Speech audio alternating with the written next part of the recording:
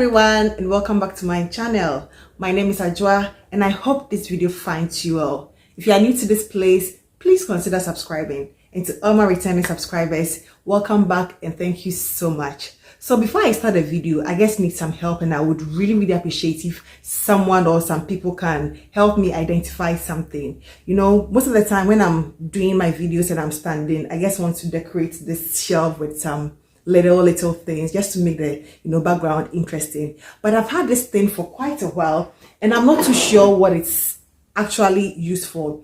I found it in the thrift shop and I was super excited.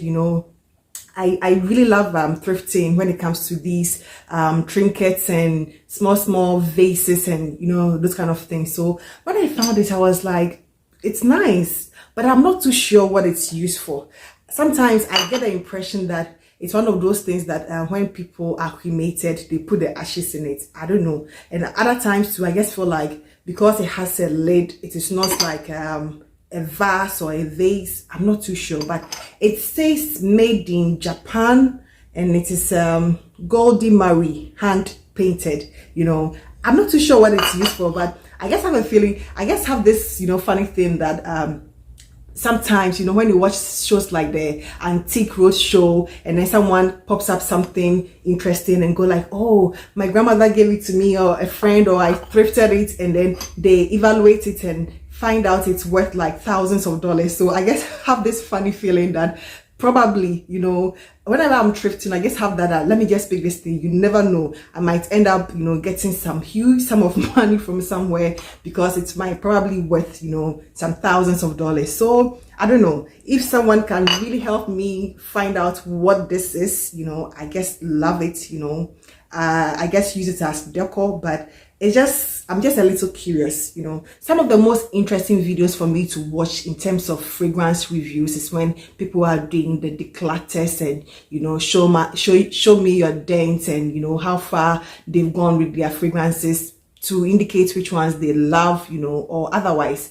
And sometimes when I watch some of the declutter videos, I see people with like very little, like something very little left in it, like 2 or 3 sprays, and they go like, oh, I'm just going to declutter it. And I get a bit confused. I'm like, girl, like it's almost finished. So are you going to sell it? Are you going to give it out? Just finish it up already. I mean, it's just like 2 sprays already. So what are you going to declutter? I guess we all need to make content and all those things, but sometimes I just find it a little funny. It's like the thing is already done. So what are you going to declutter? Anyway, I have some fragrances here which I'm not going to declutter. I don't really do a lot of declutters. Not that I love everything I have, but I just feel I might, if I don't like it today, I might like it tomorrow or something. So I'm very careful when it comes to declutters and all those things. Maybe occasionally I just gift 1 or 2 here and there, and then that's it. But I have these ones which I feel have the most dents when it comes to my fragrances. All the fragrances I'm coming to show have been with me for different time frames. Some of them I've had for a couple of years, and some are quite new to my collection, but I've been able to make some dents in them purely because I love them. I think with the exception of 1 or 2 that I had to use them for other purposes. And the very first one I have here is Mugler Aura, which I think I got about almost 3 years ago. And it's taken me like almost 3 years to get to this particular level. I think I'm more than 3/4 through with this particular fragrance, and it's because I simply love this fragrance. It gives me that green herbal, a bit synthetic, but something also so unique, and that is what I love about this particular fragrance. It is sultry, it is sexy, it is different. It doesn't give you the normal everyday girly fun sort of fragrance. This is like a bewitching, sexy, sensual grown woman scent. It is not for everybody. So I thoroughly understand when people declutter this and bash it in a negative way, but for me, as a as a drawer, I love this fragrance. The next one I have here is Charuto Tobacco Vanille. Obviously a dupe of Tom Ford's Tobacco Vanille, and I think I've had this for a little over a year, and at a point I even got a second bottle, when I didn't have the original bottle with me, so I had to get a second bottle just because I had missed it at that point, and I got that one and I used it. So this is one that also has like a good amount of dent in it. So the next one I have here is by YSL, and this is Black Opium. This fragrance is not one that I speak about a lot of times because I used to use this quite a lot in the past. After a while I sort of got a bit fed up with the whole scent, or the whole thing, not because I do not like it, but because I guess sort of I felt I had used it in the past and just wanted to try something else. So it's left just a bit of it here, which I would of course go back and utilize it. So that is Black Opium by YSL. This next one I have here is by Fragrance World, and it is a dupe, and this is Ophylia, a salty vanilla jasmine, sort of aquatic fragrance, which I so love. It's a simple fragrance, very, very affordable. You spritz it on yourself, you enjoy it. You don't really have to think much about it. It is girly, feminine, an easy reach, one that you don't really need to think a lot about. Good for like errands, for work, for practically everything that you can think of. So that is Ophylia Intense, and that is my dent. So this next one I have here is by Aqualina, and this is Pink Sugar, the Berry Blast. It is one of my favorite flankers of the whole Pink Sugar line, and it is one that after this one, most likely I'll get the original Pink Sugar, because I had it and I missed it. I finished using that one and I missed that one, so I think I will go back to the original Pink Sugar after this one. But this is the last bit of it, and I'll just utilize it, and then get the original Pink Sugar. This next one I have here is one that has saturated the market, almost to the negative side.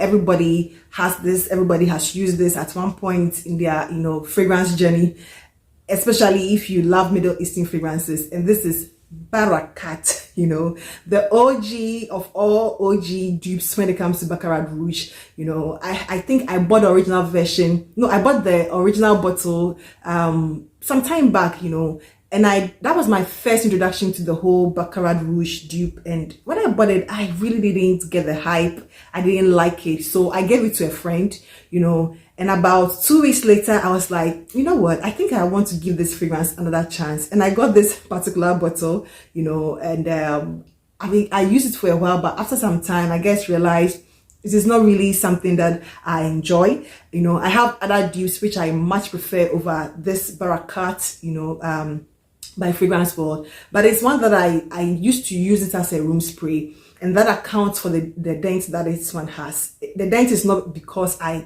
use it on myself, but it's because I used it as a room spray. So that is Barrakat, the almighty OG Fragrance World Barrakat, which is quite still a very popular one, and it's not like a bad one at all. So if you are still looking for a dupe of Baccarat Rouge, I think I'll recommend this one. This next one I have here is by YSL, and this is the Libre EDP, and I think I've had this for almost or more than a little over 2 years, but I never really gravitate towards it for the most part. Not that I don't like the fragrance, I like it, but I think I have so many others that I prefer over this one. It is quite potent, quite sexy. I get a whole, hype around it, and I use it, but it's not one that after 2 years, I expected to have like a bigger dent in this one, when I originally got it, but it's not that it doesn't work for me, but I have other fragrances which I much prefer over this one, but it's a good one, so I'll also recommend it. And that is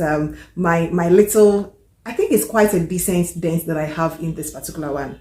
So the next one I have here is by Leila, and surprisingly, this one is one that I cherish a lot because guess what? I walked into Nordstrom Rack about 2-3 years ago, and I saw this particular fragrance. I think I had seen it in Sephora which was going for around $60-70, and I saw it for like $9.99, you know, and I just grabbed it, and it's like this grass, lemongrass or green grass, refreshing, very feminine, very, you know, like calming, zen sort of fragrance, which I really love, you know. And I think I've made this decent amount of dents in it. So it is Leila by Rosie Jane. I think they have other ones that if I really want to check it out, but I just couldn't see myself, you know, buying the 50 ml bottle for like $70, you know, for a fragrance which is like a freshy everyday sort of fragrance. So when I got it for $9.99, I was super excited, and that is my dent. This next one I have here is by Jessica Simpson, and this is Fancy, you know, the EDP. It is one that is like a sweet apricot, girly, caramel scent, and I think it's like well loved here on YouTube, and for a very good reason. You know, it is one that it's not super long lasting, but if you are, you know, someone who really love the caramel, girly, sweet, fruity fragrance, then this one is like a good one. I think it's also reasonably priced. Like it's always, you know, at the rack stores and those kind of shops that you can pick, you know, like a very affordable price. So this is Fancy by Jessica Simpson, and this is the dents that I have in it. And I think I've also had this for about like a little over 2 years. So in 2 years, I think there's a fair sort of dent, you know. And I think after this bottle, I might pick up another bottle of this particular one. This next one I have is one that I recently got. It's about a month and a half old in my collection, and this is Watani Intense Gold by Watani. And this fragrance is one that, you know, it's fruity, honey, clove, a bit Middle Eastern in nature, but there is something so feminine, womanly, you know, like it smells so unique to me, as well as long lasting. Like it's like everything that I want in a fragrance. And this is a dent that I have in it after about a month. You know, I grab it a lot, you know. I grab it, I mix it with other fragrances. It's a good one, you know. So if I've made a dent in it, I think people should really understand where I'm coming from. This is a very good one. The next one I have here is Shalina Exclusive by Fragrance World, and I was trying so hard not to make this video with fragrances or the bottles which are not transparent, because I really wanted everyone to see the dents, you know. I think I have so many others which have dents, but the bottles are not transparent, you know. So I just wanted to make this video with the bottles that you can actually see the dents. But this one, because it's rubbed off a bit, you know, you can actually see the dent somewhere here, you know. And it's one that I love, like especially for layering. I layered this with Fatima Zimaya, which is also a dupe for the OG Delina, and this is the dupe for Delina Exclusive. I layered them together most of the time, so that one is equally a little down, but this one has more dent than the Fatima Zimaya. So this is Shalina Exclusive by Fragrance World. This next one I also have some significant, you know, dents in. It's also by Fragrance World, and it's one that I you know, it's one of my recent obsessions, and this is Redriguez Rouge by Fragrance World. And you know, it's also been about a month and a half, almost 2 months in my collection, and I reach for this one like on almost like daily basis, especially around the house. You know, it's one that you can douse yourself in it. It doesn't overwhelm you, it doesn't overpower you. It's like a powdery, musky number, and I really love this one. So this is Redriguez Rouge by Fragrance World. It is a good one, you know. It is really a good one. So if you love that Narciso Rodrigo powdery, musky vibes, this is one that I would highly recommend. The next one I have here is by Chanel, and this is the Chance EDP, you know. And this, I think I'll pair this and Perry Ellis Love together. This one is known to be a dupe of Coco Mademoiselle combined with Chanel Chance, you know. So I get both vibes in it, and I love to layer these two together, you know. I love to layer these two together, especially I spray this one first, you know, or this is the one I usually use at home. I drench myself in this one, and I usually take this one out for top-ups, you know, because this one is significantly much more expensive than this one. I think I picked this one for around $25 or so, you know, and this one is over 100. So I drench myself in the Ellis Love, so I have quite a significant dent in it. And then the Chanel Chance to the EDP, I have like a very good dent in it, you know. So it is one that I sort of layer them together because they give me the same scent profile, and I love them together. Like, they are long lasting on their own, but when you pair them together, it's like a day, 2 days later, I can still smell them in my whatever cloth I used. So the last one I have here is one that is a unisex fragrance, and I've really enjoyed this fragrance in the course of let's say 2 years, and this is Tom Ford's Costa Azzura. You know, it is a mandarin orange seaweed, aquatic, yet, you know, has some lavender and some wood, which, you know, ties it together. A very, like, I think that I guess whenever I use this fragrance, I guess think of weekend, you know. It just reminds me of a weekend. I guess for, like, you know, a hot Sunday or Saturday when you want to go hang out for something light and airy and breezy. This one gives you that vibe, but it also has like a sexy undertone to it, you know. It's a unisex fragrance. I love it on myself, I love it on men, but it just reminds me of the weekend, you know. It's like a very sexy, sensual weekend vibes, you know, to me, because of that aquatic sort of citric and, you know, that seaweed. I don't know, like, it gives me that overall weekend vibes. So that is my date for Tom Ford Costa Azzura. Thank you guys for sticking around with me, and I hope this video found you well. If you are new to this place, please consider subscribing. And to all my returning subscribers, thank you so much, and I hope you enjoyed this video. Let me know in the comment section which fragrance you have that has the most dent, or the one that you utilize the most, you know. I mean, we all have preferences and everything, but let's just share our experiences at the comment section. Thank you so much, and I hope to see you in my next one. Take care. Bye bye.